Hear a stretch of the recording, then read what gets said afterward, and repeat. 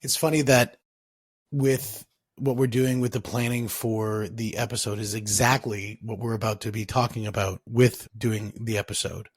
I think that's quite hilarious. And Shaun, I'm so happy to have you on the show, buddy. It is great to talk to another person who, number one, appreciates a good scuffle, loves the idea of jujitsu, loves the idea of self-defense. And man, but you take it to the next level. You see, I only roll in the mats, you roll in the field, and that's a little bit more of a situation. So welcome to the show, brother. Yes, thanks, Steve. Great to be here. It's been a long time since I've had a scuffle, thankfully. Yeah. In my previous life, it was all about threat avoidance as opposed to getting to the point where it gets to the point of having a scuffle, right? Well, that actually brings up a really good point. I think that a lot of times when people think you're going to get into a security detail, that the first thing is you're just taking everybody down. And that just doesn't seem to be the case, in our conversations. Absolutely not. I mean, if once it gets to that point, I mean, there's things that'll happen where you may have to use that force or them skills that you've learned. Generally, operating as a bodyguard, it's all about threat avoidance. And if it gets to the point where you need to use them other skills, then maybe you haven't done your job correctly or you've missed something. And of course, there's many anomalies to the side of that. But and that all goes. I guess that all goes down to that tactical planning. Because I mean, if you have a high value resource or asset moving from point A to point B, and you need to make sure that it's secure, what are some of the things that you would do to plan out that route to make sure that is a secure process? It's like having a business, right? It's from point A to point B. It's like having them goals. Where do you need to get to? Where do you want to be? And what resources do you have to get there? How many vehicles do we need to get that principle to that place? What's the obstacles in the way of getting there, at that event? What are the obstacles there? Who's controlling access? Who's doing all of these things? Do we know the route in? Safe routes out? All of that sort of things. Running a business and setting them goals, them things you want to achieve, and just creating that mission, right? I think goals sometimes sounds too weak because everyone has a goal. And as soon as you get a little bit uncomfortable, it's like, we can do that next year. But when you make it a mission and you have to achieve that goal or achieve that mission, I think it becomes a little bit stronger. Your language means a lot. I think that language is really important around that. A lot of times goals are set and they're not achieved. And then people go, well, I'll just hit my goal tomorrow. And I always go by the idea that standards aren't what you set. Standards are what you accept. And if you accept anything less than your standard, then that's your new standard. And I think when you go to that mission critical mindset is that you're running a mission and the only mission is to succeed, and full stop. I really like that because that's how I've set my life out. I was a British paratrooper and, becoming a paratrooper was very hard. If it was just a goal to become one, then times when it got really hard, maybe you're just like, maybe I can do it next year. But when it's a mission and you're going to achieve it, then it's a very different mindset. And when I became a bodyguard, it was exactly the same. This is what I'm going to do and this is how I'm going to do it. And that's the mindset that I feel we have to take it out of business as well. You don't set up a business to fail. So just go in with that strong mission mindset. How are you going to achieve them things that you want to achieve? And then it becomes a lot stronger.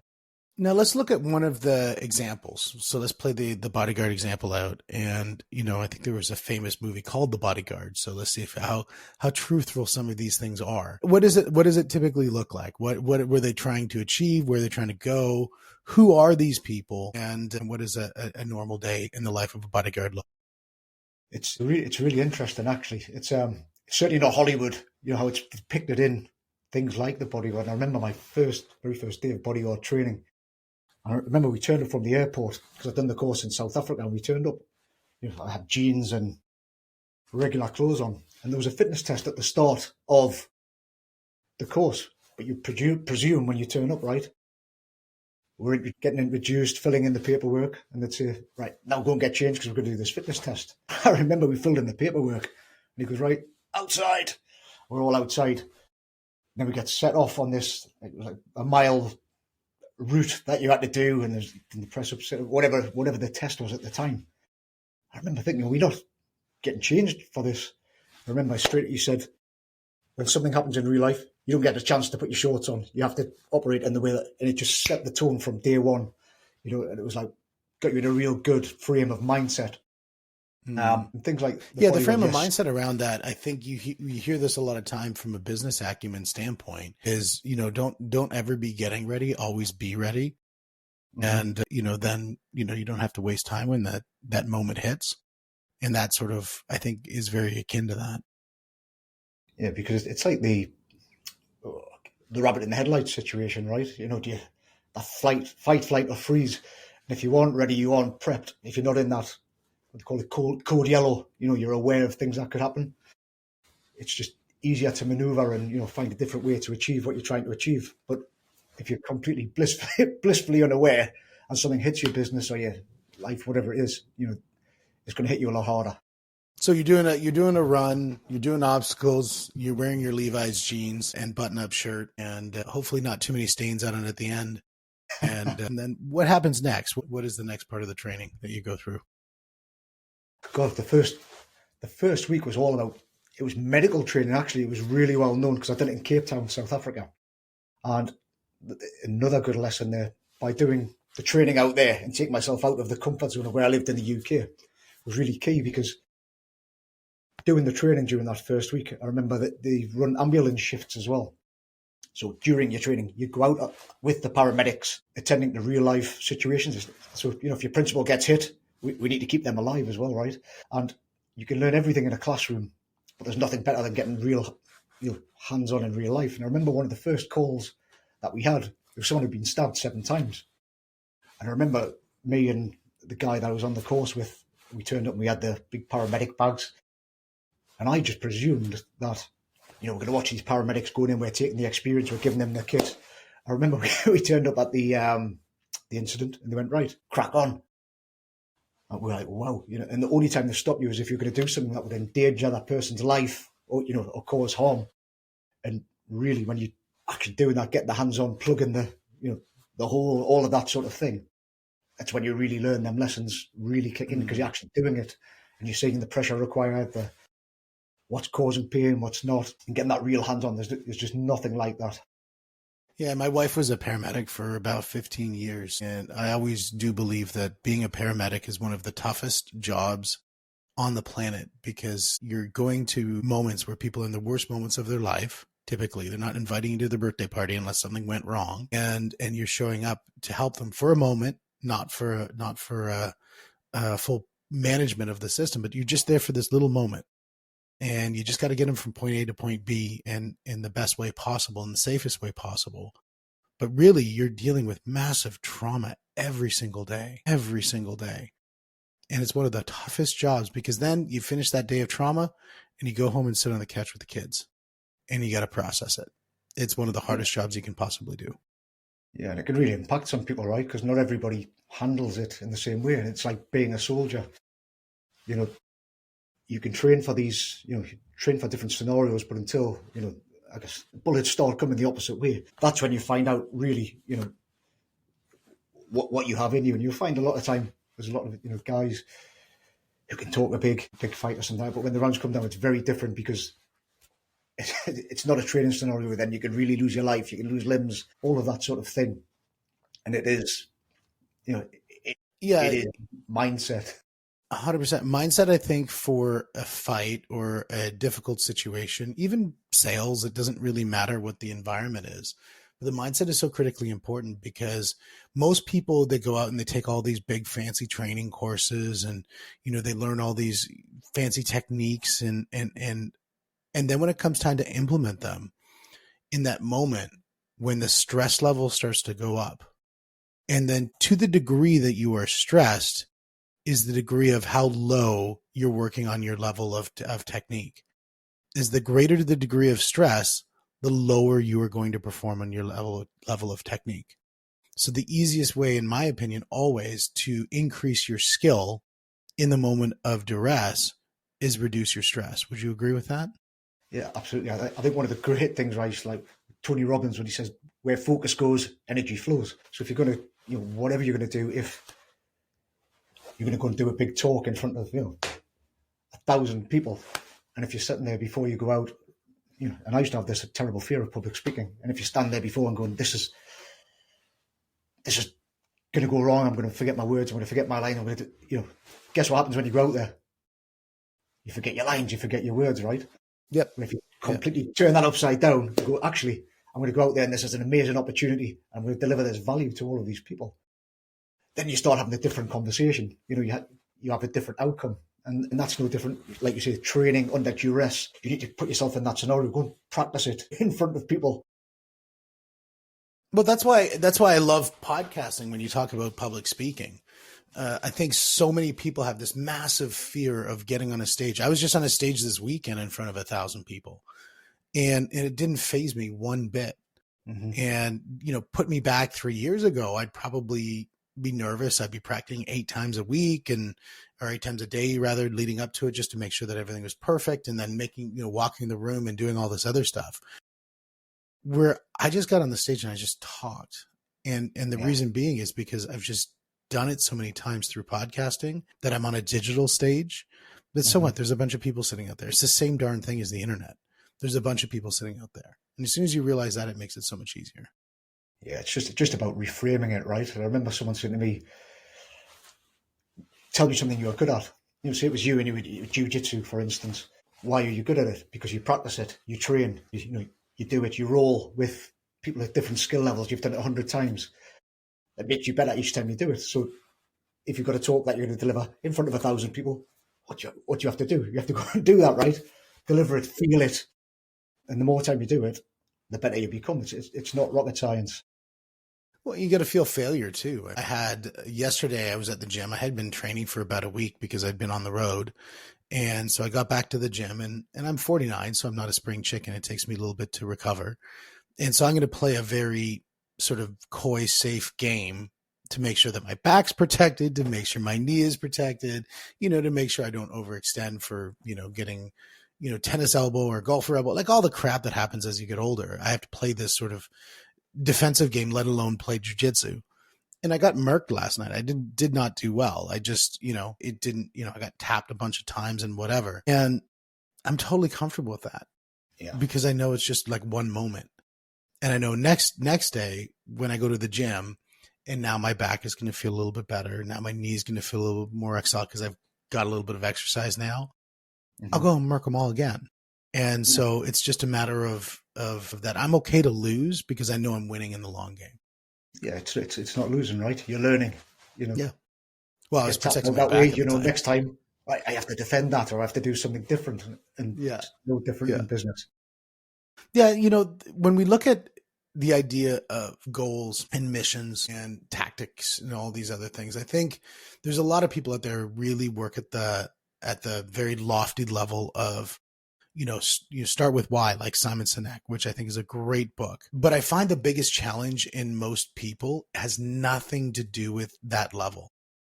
Most people is they're like, and they consume it. And they consume it.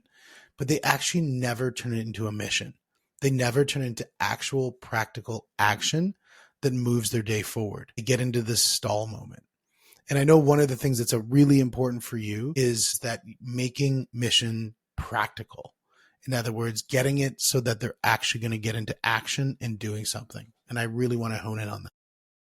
Yeah, you're absolutely right. Many people, I'm, a serial learner as well. I like to learn and absorb content and learn all the time. But that content is no good if you're not implementing, right? And I work with a lot of business owners and they start a business, but they don't know how to take it forward. They might say they've been in business 20 years, but really they've been in business 1 year because they keep reliving the same year time after time after time. Mm-hmm. And they don't know how to change things up until you speak to them and say, right, what are the levers that are going to move your business forward? What are the critical actions that we can do now? We need to increase leads. We need to get better at whatever it is, whatever their model is. Is it discovery calls? Is it what are they selling? And it's finding the critical actions that will move them forward, the revenue generating actions, and focusing on them. Everything else is noise. Let's work on them revenue generating critical actions and then hold people accountable within the team. So every week when you're having a team meeting, Steve, what have you done this week that's going to take our company towards them goals or that mission that you've set out at the start of the year? And it's having that and holding people accountable that will actually start taking you forward. And I'm wondering, when you look at, as you talk about protecting the principal or that high value asset, and where that is something very tactical, as in like you can touch it sort of thing, versus we want to hit a revenue goal of 10 million this month. And in that sort of ethereal kind of moment. And where one feels like, yes, we definitely have to do this. How do we help somebody get into that mindset that no, they both have the same level of focus requirement to make that mission happen? There is no failure. I think it's people have all these different mnemonics, SMART goals, whatever it is. But I think when you're getting specific, getting the client from A to B by this time, in this time frame, or hitting the 10 million, how do we hit the 10 million? And it's breaking that down to them little chunks, right? We're going to exit we're going to exit at this time. We're going to go in these vehicles. These are the team members that are in the team. These are the timing from this part to this part, and kind of drawing that out. So if you want to make the $10 million or whatever it is, what are you making currently? How can we increase that from 8 million to 10 million? What are the levers we can, twist? We need to, retain more of our clients and add, because it's about retention as well as adding, and it's just breaking that down and focusing on them things. We need to sell X amount of this product and getting specific on it. If we sell 100 of them, that's going to generate us £300,000. So we need to sell 200 of them, 100 of them, whatever it is, and then driving campaigns and actions towards their metrics. Because then you can draw it out and see it. Yeah, and I think metrics are so critical, and I think systems and models are very critical. I think a lot of people, they'll hire for talent, but they won't train or support that talent, especially with good systems, good models, and to be honest, good technology. I mean, how many times when you look at what you were doing from a security detail perspective, did technology make a difference? Certainly with the protection of assets, it was a huge thing. You've got the people, processes, protocols, tying all of them things in, and the technology, having the cameras. Then what happens if someone triggers the camera? Then you've got to have a process or a protocol which people implement the standard operating procedures, because there's always a point of failure somewhere. So you need to have that, what do you got, like a concentric bubble, where everything's going to overlap and work. Like you say, in business, exactly the same. Systems and processes are everything. If you're running a business off a WhatsApp group, what happens when you're ill and you feel you don't have a business, you've got a job or you've got a hobby, right? You've got to, for Steve to run his business, it needs to be able to be operated by someone else when you're not around, or you've got nothing to sell. So I think when you're building any business, you should think of it as like a franchise model. Would someone buy this? Do I have an asset? Because if everything's in your mind, in your head, you don't have anything. You have a job. Well, that makes it so hard when you're trying to, run a detail for security, for example. If it was just a detail of one, you've got a long road to go down. You've got all these different neighborhoods to go through. You got all these different points of egress, ingress or egress? Yeah. I'm trying to remember Homeland to see if I can remember ways of way that security detail works. And so you've got all these things on the go. You can't do that with one person. It's got to be something that is done with multiple people. And that goes down to having a good communication with the people that you're working with.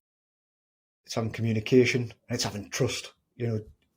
It's running my business. If I said, I need 10 of me, that would be terrible, because 10 of me would all have the same knowledge, skills and ability, right? I want people who've got complementary skills to me, people that are strong where I'm weak, and it's kind of knitting that together and creating the team. Because if you have 10 of the same people, I'm a paratrooper, or I was a paratrooper, and we're terrible for it because we believe we're head and shoulders above every other unit. That was drilled into us. That was the mindset, and whatever we want to achieve, we'll make it happen. But when I used to operate in Iraq, Afghanistan, all of that, if we had a team full of paratroopers and something happens with the vehicle goes down or something like that, it's great to have a mechanic or somebody who's skilled in fixing vehicles, a paramedic in the team, all of that sort of thing. So you need them, have the trust in the other team members, people that bring them complementary skills that maybe aren't your strong point. A-Team is probably one of the best shows to really exemplify that from a perspective. I mean, you've got B.A. Baracus or whatever, who's the muscle. You've got, that other guy, Maverick or whatever, I forget what his name was the tech guy. You've got Face. Yes. I don't really know what his job was other than just to like flirt with the ladies. And then you've got, the guy who had the cigar, who was just really the brains of the operation. And I think there's a couple other people, but each one of them had a Yeah. different role Yeah. within the framework of them succeeding. And what do you do if one of those roles go down? And this is where systems and processes are key, right? Because if you've got a team and you've rolled out, you've created different systems and processes, one of them goes down, then someone else can step in. And one of the things when I was in the military as a paratrooper, we always used to train 2 ranks up. So if I was a private soldier and one of the corporals, took a round, everyone was able to step up to the next level and just carry on the mission. Mm-hmm. So I'd always recommend that in business as well, try and know the next person's job up, because when Steve goes down, who's going to do his job? We need a system that's going to do that, whether it's an automated system or a manual system where someone can step in and trigger that automation or carry on that role. That's actually there's a guy by the name of Peter Drucker, and it used to be called the Peter Principle. Okay. The Peter Principle is that people were always promoted to their highest level of incompetence. And what you're saying is that needs to be really not engaged at all, because people need to be promoted to really 2 levels lower, at least probably 3 levels lower than their highest level of incompetence, because they need to be able to perform the task of 2 levels above should there be a pivot in the business. And if we look at any business, a small business, I own a mortgage business. So what we're saying is that underwriter needs to be able to figure out, okay, well, can they do something that the originator is doing, or that fulfillment clerk needs to be able to underwrite in a pinch, or that underwriter needs to be able to do compliance, or any of these other roles within the business.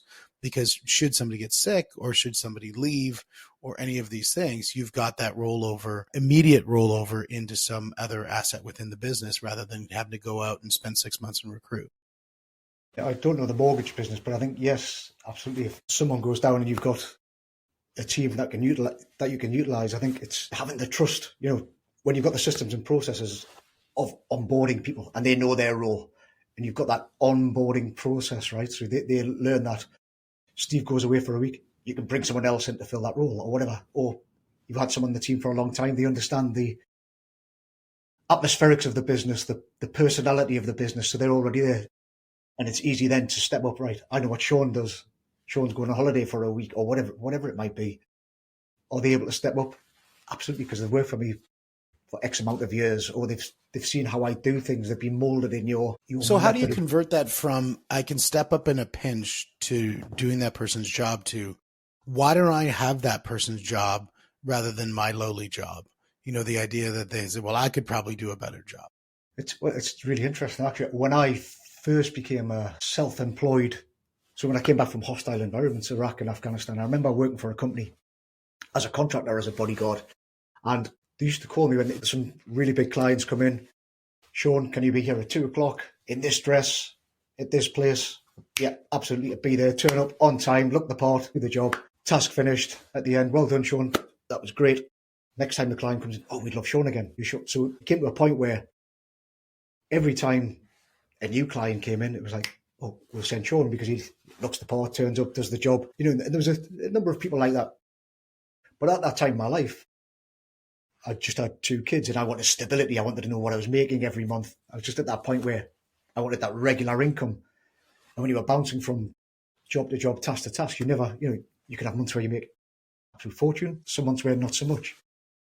And I remember when some good roles came up, and I said, Bob, I'm happy to do that. And he said, no, I can't there's people coming in who'd never worked for the company and they would get them roles. And I was like, I don't understand what's happening here. And he said, as soon as I give you that position, then you're no longer available for all these other clients that come in. So it was becoming almost a victim of your own success. So what he said to me was, even though I didn't work for the company full time, he says, right, Shaun, there's an advanced driving course on next week. I want you to go down there to Hereford. I'm paying for it, and give me an invoice of X amount for all of the days that you're there. And I was like, wow, you're paying for me to do the training. You're paying for me to go on it, and I don't even work for you. And then happened again with a advanced medical course. And it made me want to run through walls because he looked after me, treated me well, all of that sort of thing. And I think that was a model I implemented within my business. So even though I had the different levels, you'd have team leaders and you'd have the troops on the ground, as such, as I call them, the bodyguards or the residential security operators. They were all paid well, looked after well, and they had good terms and conditions. So nobody thought, I want this job, because it was a small team. I think as soon as you get a big, massive team, and you start losing a bit of that intimacy that gets built within a team, right? I think if you're treating your team well, looking after them, and they feel valued, I think it stops that striving because they're in good terms and conditions already. Yeah. Yeah, I think treating people well seems like such an easy thing to say, but I can guarantee it's something that is overlooked time and time again. And that what you just showed was the idea that treating people well isn't about, hey, I'm going to make sure that you got a comfy chair, or I'm going to make sure that I say nice things to you in the morning, like, how's your day? But you're treating them well by producing opportunity for them and saying that, look, I'm going to give you this course that you can take. Let's see how you do. I'm going to give you this other course, and I don't have to do it, but I'm going to do it because I see something in you that's greater than where you are today. And I'm going to help you stay on that path to consistently improve yourself so that you're going to find bigger things in the future, because I need people in my business to do bigger things, because that's where our business is going. If you're growing as a business, your people have to grow too. And if you don't invest into them to help them grow, then you're really putting your business at a deficit, because now you're going to look external to try to find people. And we all know what happens when that happens and you go external. It's so much easier to promote from inside.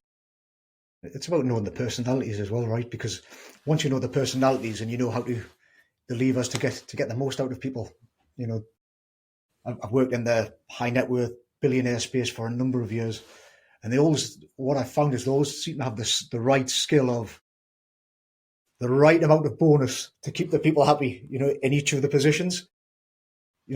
Some of them were life-changing ones, but they tie you in for a number of years where, yeah, Steve, really well done. We're going to give you this great amount. It's going to be spread over the next. So just kept you in. You were getting looked after. They were investing in you, but it was honestly a real skill. Just the amount was the right amount on every position, and I don't know how they do it, but it was obviously highly That's an intelligent. interesting way. Bonus structure is so interesting, and how it can be done to be something that is motivating or demotivating depending on how you structure it. And absolutely something that can tie you to the future. That's why I know stock options are done for a lot of companies. Giving, preferred shares are done for a lot of companies to create that loyalty, so that, number one, people aren't looking to just get in and get out. But number two is they're all aligned to having a strategic vision for the business that is going to be way more successful than it is today. And I think that's a very complicated environment to design those things. It is. It's a high intelligence for sure. But yeah, absolutely. I think if you look after your people and they'll look after you, it's something I've always lived by, and I've found it's worked well for me. And just take that back to whenever you've been an employee or something like that, you always remember the people that looked after you, right? Or the people that give you them opportunities. And that's the people that you wanted to run through walls for and wanted to help them grow their business, and that you would bring opportunity to pay back. Absolutely. Now let's have a little bit of fun and talk about some mission stuff that is, a lot of people want to hear some stories. So we'll close off with a little bit of stories here, and then some just fun questions around it. Is when we look at the most interesting story that, movie worthy story that you might have had in security or as a paratrooper, what would be one of those stories? So many working in, that the high net worth space, because you see things that the average person doesn't get to see, the private jets, the super yachts, the individuals the you're parties. dealing with. But I think story worthy, in them hostile regions, lots of things around there. And one of the things that really opened my eyes when I left the military and got into the hostile space was I lost a really good friend of mine. I remember we were protecting a team of engineers that were picking up unexploded ordnance in Iraq. And I remember when it happened, they drove over a pressure plate, which destroyed the vehicle, injured one of the guys, and unfortunately my friend lost his life. And I remember pulling up the vehicle, and he got out, and I was lying in the ditch with the doctor, and I was giving him oxygen, and the doctor was working on him. And then a secondary explosion went off, which was the other side of the vehicle, and that was the only thing that saved us. The vehicle in the way. And when that happened, because the team leader already called for support, there was a helicopter on the way from the US military, and we were civilians at the time. And at that point, we got the message the helicopter can't come because it's deemed as too hot because there was a secondary explosion. And eventually, the helicopter did come, but by this point, my friend had lost his life. And when there was a guy who was injured, we took him to the helicopter before we carried my friend's body out. And I still remember the roadmaster who stood in the door and he held out his arm.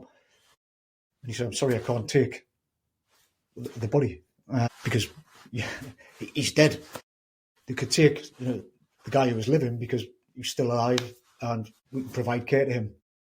But you aren't military, you're civilians. It's the responsibility of the company that you work for.